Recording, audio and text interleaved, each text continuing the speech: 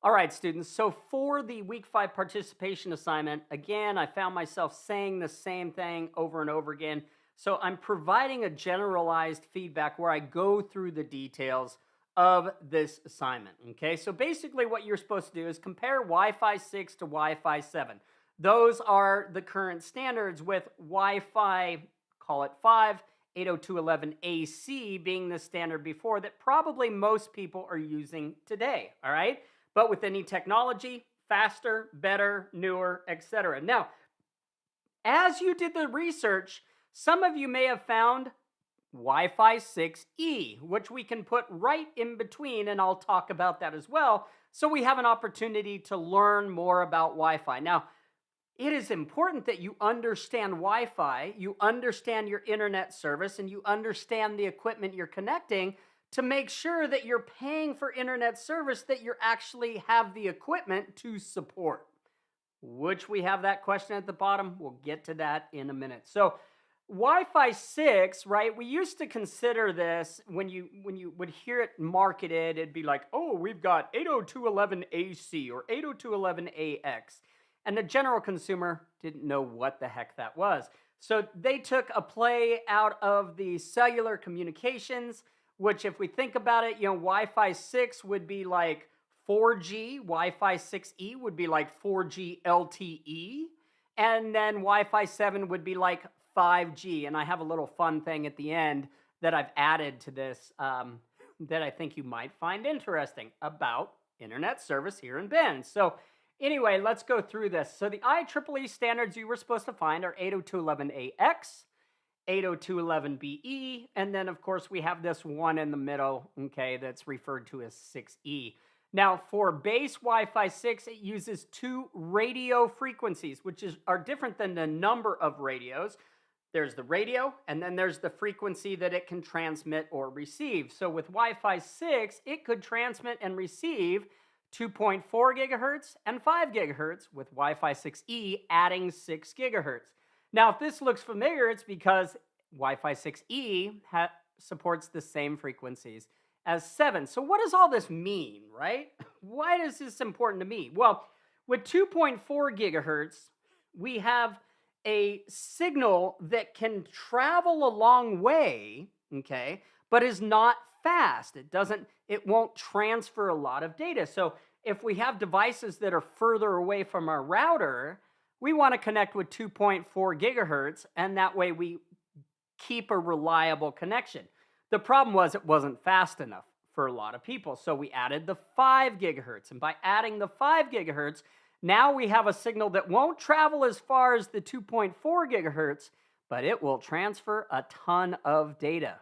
And then we said, okay, well, we want something even faster. So we added the 6 gigahertz bandwidth, and a Wi-Fi router can support all of them. Meaning, if there's devices that can just connect at 2.4, it will. If there's devices that can connect at 5, the higher speeds it will, and 6, the higher speeds it will. So consequently, it's backward compatible with older devices. So if I have an old phone that doesn't support 6 gigahertz, well, I can communicate at 5 gigahertz. Okay, so there's that. Now, here's the amazing thing. Look at the maximum speed. So this is gigabits per second.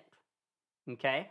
Now, when we talk about internet speeds, such as Bend Broadband, we talk about 1,024 megabits, which is 1 gigabit per second. So consequently, the highest speed, okay, that Bend Broadband or TDS offers is 1 gigabit, while our devices will communicate at 9. So there really is no bottleneck, okay? And we'll talk more about that in a minute. Now, what's amazing is we take these speeds from 9.6, and with Wi-Fi 7 and the new programming and the new protocols, that jumps to a whopping 46 gigabits per second.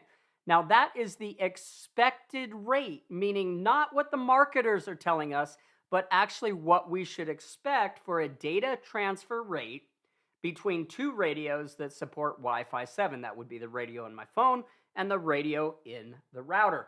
Now, here we get down to the number of actual or physical radios. Now, what's used is this thing called QAM, and that's as far as we need to go with that, okay?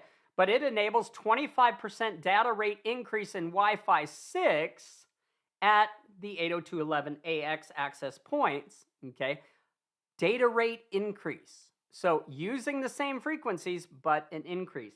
So this actually uses two dual 5 gigahertz 4x4 radios, whereas the Wi-Fi 6E basically has a radio for each frequency, okay? This one had 4, technically 2 at 2.4, 2 at 5. Now we get to Wi-Fi 6 or Wi-Fi 7, and we get 2, 4, 6 physical radios. Now here's the cool thing.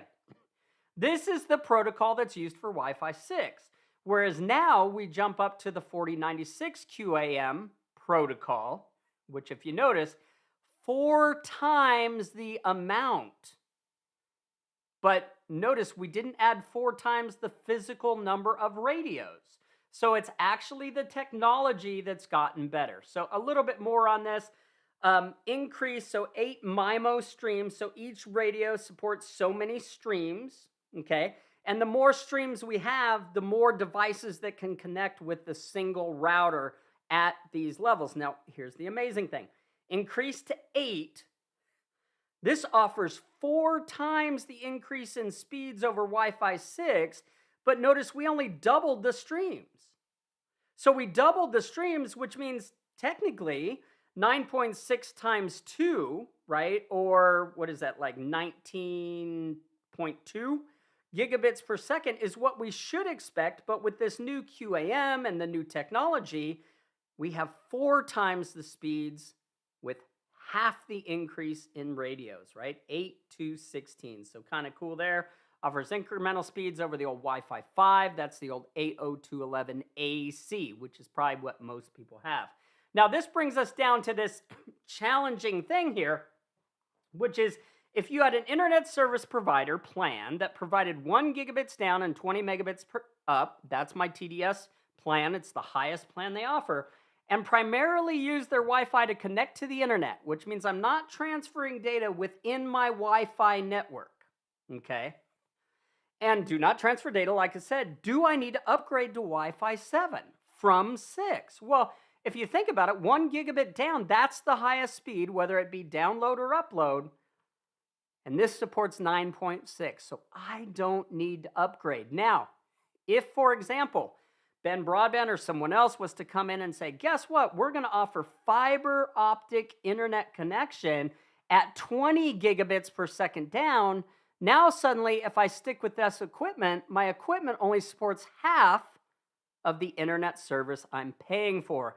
So then I would want to increase. So here's what we have. You know, we have this 1 gig. We have this this equipment here, right? And so consequently, 6 will work for this. Again, if this became 20, 6 isn't going to support it, but 7 would. We would want to make the update. Now, just a little sideline information. Now, by the way, if you actually watch this, cared enough to watch this, to learn more about this technology, okay, you can earn 10 performance points by simply sending me an MS Teams chat that said, I reviewed week 5 participation feedback, and you earn 10 performance points, all right? So notice Netflix, a steady internet connection speed of 15 megabits. We're talking gigabits here, megabits here. Only 15 megabits per second or higher streaming quality is their default, okay? So it just takes 15 meg of this 1024 meg for one stream of Netflix at normal quality. Now, if we take that up to 4K and we got 8 people in our network watching it, you do the math, you can see this goes up pretty quick. For you gamers, Call of Duty Warzone uses 175 megabits of data per hour.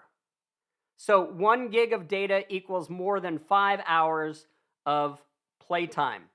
But if you're being charged by the amount of data you're using, oh, gamers, you're in trouble. Now, finally, not really, you have unlimited internet, you know what to do. Finally, what I wanted to show you was Verizon Wireless just added 5G in my neighborhood. So I am now going from, the 4G LTE to 5G.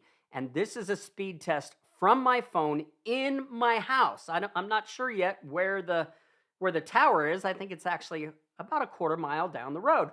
Notice my download speed. Now, that doesn't compare to the gigabit that I'm getting, but notice the upload.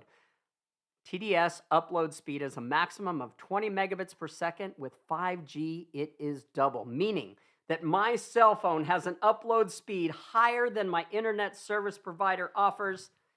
And you can understand, like creating this video, having to create it, having to upload it to the web.